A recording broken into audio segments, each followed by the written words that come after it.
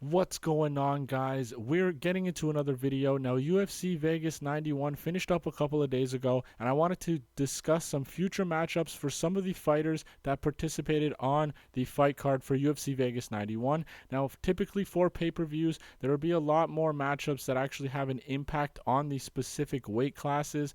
So I'm not going to discuss every single fight on UFC Vegas 91 and each fighter and what their future may look like, but I will look over the 6 main card fights for this specific fight night. So let's get right into it. First off, we had for the main card, was Uros Medic going up against Tim Means. Now, Uros Medic, I really like the fact that they put him up against somebody that he can stand with and fend off those takedowns. So instead of just throwing him into another fight with somebody similar to Miktabek Orobai, which we saw dominate him on the mat, let's put him up against another person that's going to stand with him. I was taking a look at the welterweight division, and a few of them are already booked that I had in mind. I was thinking about like an Alex Morono, maybe like Chaos Williams, Randy Brown, something like that. Even like a Daniel Rodriguez, but all of those guys seem to have fights already booked. So for somebody in Medic that didn't really take too much damage, none at all to be frank, the fight only lasted 2 minutes, and other than some clinching from Tim Means, Uros Medic really was barely in there, didn't take any damage. So he might be looking to get a quick turnaround, so he can't wait for these fighters. So why don't we just put him in there with Santiago Ponzinibbio? I think this would be a nice striking affair for both of these fighters. It's a fight that Uros Medic can definitely win, and I'd like to see him fight somebody that's going to stand with him rather than try to take him down, wear him down. Let's get Medic back in the W column a few times. I really like his style. It's entertaining for the UFC. So throw him in there with Santiago Ponzinibbio. I think that would be a fantastic matchup. Now, the losing end of that fight was Tim Means, and I actually don't have a matchup for Tim Means. At 40 years old, getting knocked out like that is absolutely brutal. I don't know when he's going to be back, and I don't know if he's going to be back. My suggestion would maybe have him hang up the gloves. 40 years old. He's had a 50-plus fight career. Nothing to be ashamed of there. He went out in crazy fashion, obviously. So maybe it would be nice to get him in there with like another older veteran where he can have a chance to get a victory before he retires. But in my opinion, I think it's time to hang him up for the Dirty Bird. Now, next up, we had David Onama and Jonathan Pearce going at it. Onama ended up winning that fight. And once again, I was taking a look at the matchups, and I think it's time to I was taking a look at the weight class rather, and I think it's time to keep bumping up David Onama up the rankings. He showed that he's an absolute dog. He's a gamer. He's going to go in there and fight to the best of his abilities and not quit. I think he deserves to keep climbing up the rankings and maybe crack that top 20. So I think somebody that also fought recently is like somebody like Sadiq Youssef, for example. I think that's going to be a sick matchup. Both of these fighters are in there to scrap. Like I said, I think David Onama has shown that he's an absolute dog. He wants to go in there and get those dubs, and he won't quit on himself. And Sadiq Youssef has dropped his last 2 fights in a row. He had the Edson Barbosa loss, and then he just got knocked out at UFC 300 by Diego Lopez. So I think it's safe to say that he should fight somebody below him, maybe try to get him back on track. But I think David Onama does deserve a shot in the top 20, and I think a matchup with Sadiq Youssef would be awesome to see. Now, in the losing end of that matchup, we had Jonathan Pearce. It was a nice back and forth fight, actually, but it was really fun to watch for a full 15 minutes. And then they had like a wish version of Max Holloway and Justin Gaethje at the end where they were just swinging punches. Great fight to watch, honestly, with all the grappling exchanges as well. But I think somebody like Alexander Hernandez wouldn't be a bad matchup. Alexander Hernandez hasn't really been finding success as of late, especially down at 145. Jonathan Pearce is coming off of back-to-back losses. I think this is a nice, even fight for both fighters here to maybe try and bounce back. And if they end up dropping the 3rd in a row, I think it's going to be something the UFC has to decide whether they want to keep these two on the roster. So, yeah, I think that isn't a bad matchup for these two as well. Now, next up the card, we had Jonathan Diniz going up against Austin Lane, which he defeated by second round KO. Now, I think in a heavyweight weight class that is in absolute shambles, I think they're going to want to build up an exciting kickboxer like Jonathan Diniz, and they're not going to throw him into the fire immediately. And somebody that he is going to be able to defeat, in my opinion, is Jamal Pogues. They are down at the bottom of the rankings in the heavyweight division. I think there's only like 35 to 40, maybe not even heavyweights in the UFC division. In the UFC weight class, I guess division worked. But Jamal Pogues is going to be a striker first. He has been known to mix in those takedowns, but we just saw Jonathan Diniz, although he did struggle against Austin Lane. Austin Lane is a big human being, that bigger than Jamal Pogues and more physically imposing. So I think this is actually a step down against Austin, for Diniz from Austin Lane. Now, reason for that is Jamal Pogues is a decent striker. Doesn't have too good of skills there, but I think, like I said, Jonathan Diniz, if they want to build up an exciting kickboxer, Jamal Pogues is the perfect matchup for him. He's going to be better on the feet, and after going through the fire with Lane on the mat, I think that's going to build up his experience in the wrestling department, and he'll probably be able to fend those off against Pogues and most likely get another win. So I think the UFC wants to build him up, throw him in there with Jamal Pogues. I don't think that's a bad idea or a bad matchup whatsoever. Now, on the losing end was Austin Lane, and another person that lost on this card was Kyle Machado. Both of these fighters, Machado on the Machado side, over there, he lost his first two fights in the UFC. Debut against Mick Parkin and now to Dontel Mays. And Austin Lane has had 3 fights in the UFC. One was a no contest with Justin Tafa. Then he came back in and got knocked out by Justin Tafa. And now we just saw him get knocked out by Jonathan Diniz. So these two both coming off of back-to-back losses, sloppy heavyweights, throw them in there together. They fought on the same card. Obviously, Austin Lane got knocked out. He may take a little bit longer to get into another matchup, but I don't mind this play, honestly. These two are low-level heavyweights. If you're going to have to book them to fight, why not just fight each other? Fought on the same card, coming off of back-to-back losses, and both lost on that card. So just throw them in there together and see what happens. Now, the third last fight was Carini Silva against Ariane Lipski, who is actually known as Ariane de Silva now. Regardless, we'll refer to as Lipski, so there's no confusion. But Carini Silva, she showed us that she isn't just a first-round or bust fighter.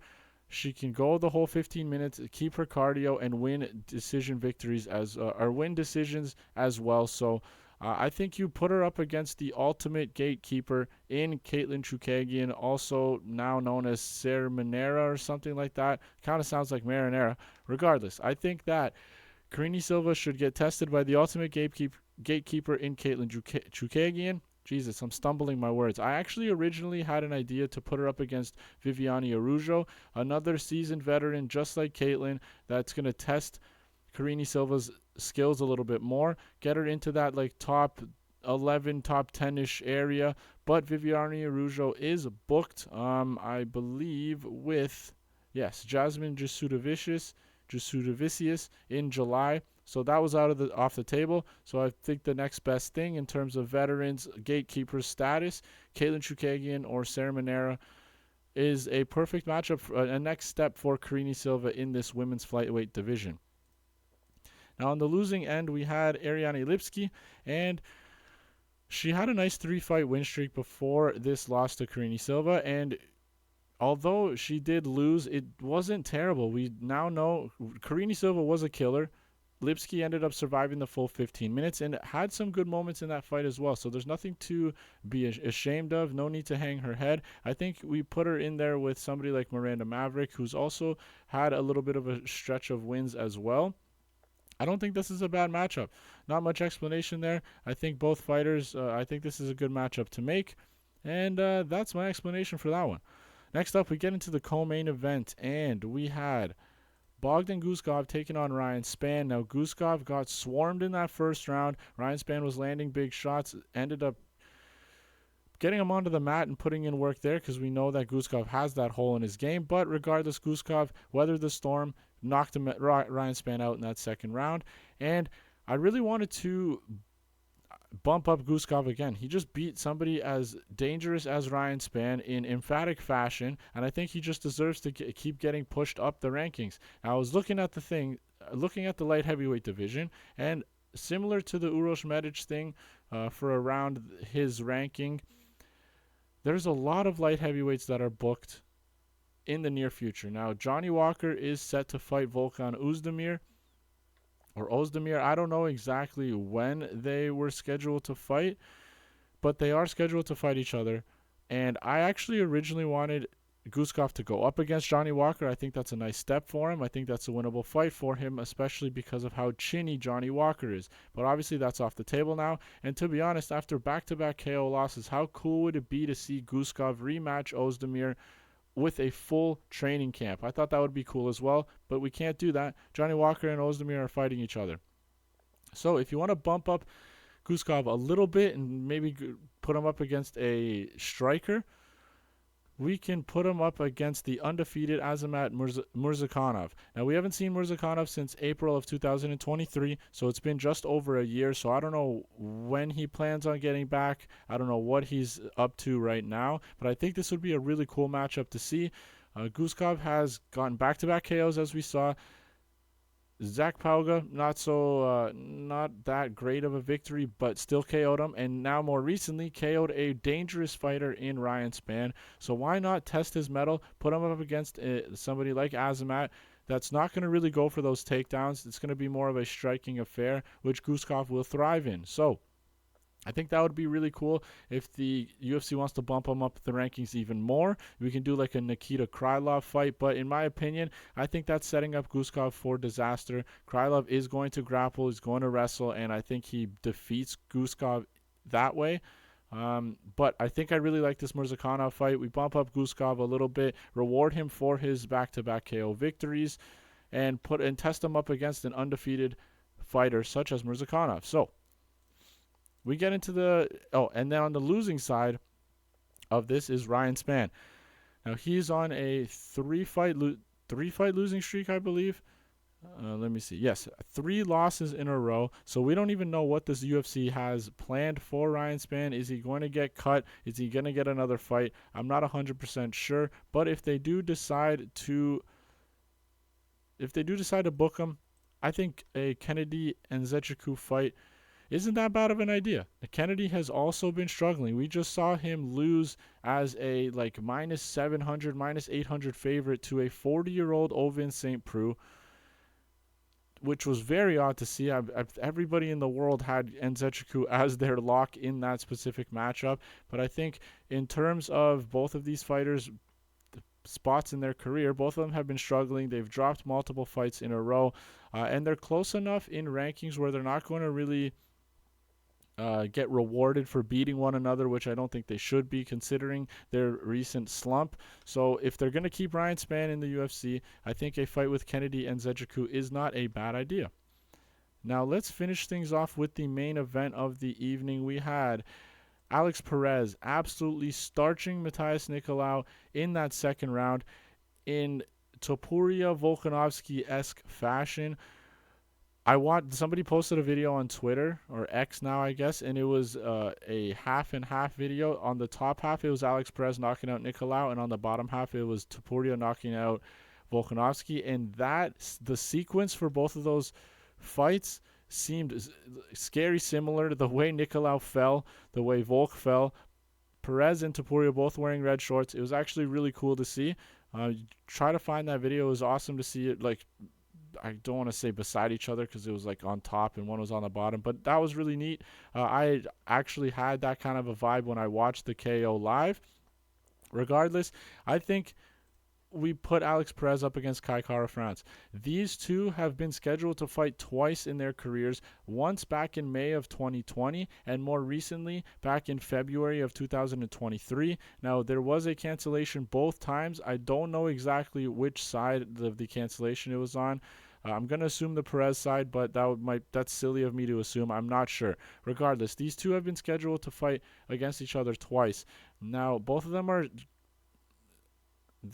close in rankings for the flyweight division. Perez just got an emphatic knockout against somebody who seemed to be a contender recently in Nicolau. And I think Kai Kara-France, after getting robbed by El Bazi in his last fight, I think this is a nice fight to set up. I think this will give like number one contender-ish vibes to it. I think whoever wins out of this specific matchup can fight somebody for a number one contendership at the flyweight division, especially since now everything's out of whack with Pantoja defending his belt against Steve Erceg, the 10th ranked flyweight, I believe, which we will get into in my UFC 301 breakdown, which is going to be dropping in a couple of days, so make sure to watch for that. But yeah, so Perez, Kai Kara-France, book it. I think that's a fantastic fight to make, especially at this point in both their careers. Now we're going to go to the loser in Matthias Nicolau. Now I do not have a matchup for him similar to Tim Means. I don't think Nicolau should retire. That's not the exact reason why. But last time he got knocked out in the Brandon Royval fight, it took him a year to get back into that octagon just to get knocked out again. So I don't know what his plans are. I don't know if he plans on taking another year break because of the knockout. I don't know where his head's at, because getting knocked out in flyweight is not a good sign. So I don't know what he plans on doing. I don't know who's going to be ready to fight him when the time comes. I was thinking somebody like a David Dvorak maybe. I don't know what Dvorak's been up to. I don't know when he plans on fighting again, but that's not a bad matchup. I was also going to say Tagir Ulanbekov, but I think he's going to be looking to fight more recent in the near future, because I'm pretty sure Perez was actually booked to fight Ulanbekov like next month, but he took this fight on short notice, so that fight ended up getting canceled. So I don't have an opponent, a future matchup for Nicolau. I don't know what he plans on doing. Last time he got KO'd, like I mentioned, it took him a year to get back, and I don't know where the flyweight division is going to be at that point in time. So that is my future matchups video for the main card fighters at UFC Vegas 91. Make sure to like and subscribe, guys, for more UFC content. I'll be dropping my UFC 301 breakdown video in the next couple of days, and I'll see you then.